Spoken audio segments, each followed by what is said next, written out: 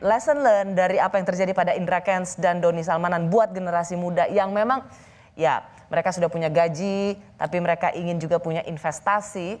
Apa sesungguhnya yang guidance utama yang harus dilihat oleh generasi muda? Apalagi sekarang kan banyak platformnya. Jadi kalau misalnya trading, saya sebetulnya gini, kalau kita mau investasi ya, investasi yang paling menghasilkan itu adalah investasi leher ke atas, nomor satu. Maksudnya apa sih? Kalau kita tidak punya pengetahuannya, akibatnya kena seperti di sini. Salah satunya. Kemudian yang kedua, investasi yang terbaik. Yang kedua adalah ya kita investasi kepada teman-teman yang energinya sama, yang positif, yang terbukti gitu ya, betul. Yang ketiga, kita harus bisa membedakan antara investasi dengan trading. Trading ini beda loh dengan investasi. Trading Anda jual beli. Kalau investasi ditaruh. Anda cari fundamentalnya yang bagus, mau naik kita beli, mau turun kita beli lagi. Nah, kemudian berikutnya kita harus membedakan antara investasi dengan spekulasi. Kita harus bisa membedakan. Kayak yang di binomo harganya nebak naik turun kan spekulasi. How you know? Bagaimana Anda bisa tahu gitu ya? Jadi bahkan para trader saham yang ditantang oleh Warren Buffett diajak taruhan $1 juta 10 tahun. Warren Buffett kan selalu ngomong, kamu bilang trading bisa menang ya dengan investasi. Mari kita lihat gitu. 10 tahun ternyata ada yang berani akhirnya. Setelah diuber-uber terus dimarahin sama Warren Buffett, akhirnya ada yang berani. Protegi. Jadi protegi di 2008 berakhir di 2018 yang lalu 10 tahun. Ternyata Warren Buffett hanya taruh di S&P 500 average taruh. Mereka trading. Problemnya trading yang dititipkan ke fund manager yaitu apa? Nah ini sebetulnya ya sedih sekali begitu ya. Begitu Anda beli satu fund atau ini langsung kena charge 0,5 sampai 5%. Setiap tahun Anda mau rugi mau untung dia dapat 2%. Dan ternyata fund manajernya ditargetkan oleh para yang punya fund ini tadi, Anda harus jual beli. Nah kalau jual beli mereka akan untung dari jual dari beli, bukan untung karena Anda untung. Nah trading itu kalau Anda lakukan sendiri bisa di platformnya masing-masing. Kalau kita mau membedakan bahwa ini tradingnya ini abal-abal ataupun yang boleh gitu ya. Kalau Anda diajarin ilmu, itu Anda boleh pakai platform apapun. Kalau Anda bilang robot forex boleh dipakai di platform apapun, boleh dipakai aplikasi apapun, boleh di macam-macam sekuritas terserah Anda. Itu Anda diajarin ilmunya. Tapi kalau Anda yang ceritanya hanya boleh di satu tempat saja, nah itu banyak negatifnya begitu ya.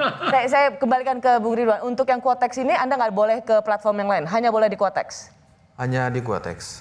Hanya di Quotex dan tidak boleh ke platform yang lain.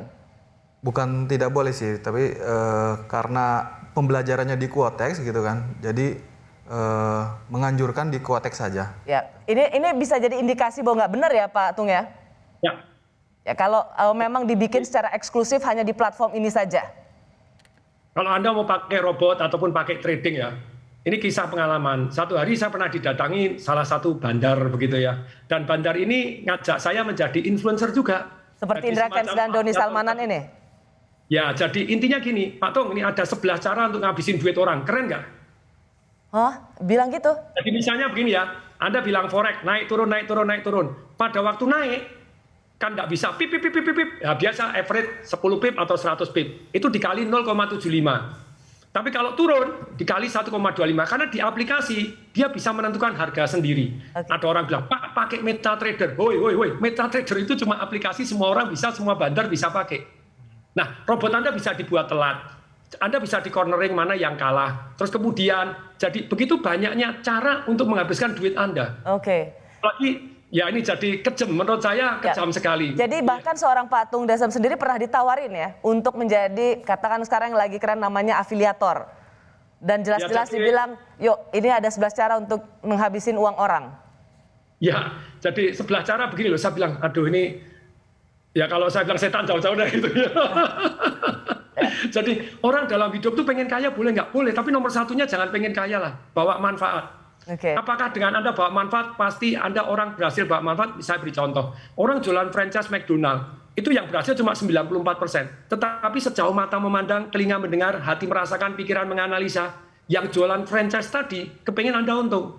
Tapi kalau misalnya yang 6% mungkin nggak bisa 100%, oke, masih wajar. Tetapi kalau sudah 100% buntung, Anda masih jualan lagi, ya ya istilahnya terjadi kriminal dan kebodohan bersama, akhirnya dia kan juga masuk penjara juga. Moral cerita sesungguhnya pada malam hari ini untuk anak-anak muda, penikmat sosial media adalah kita begitu gampang kagum pada orang yang memamerkan kekayaan dan kita ingin jadi seperti mereka.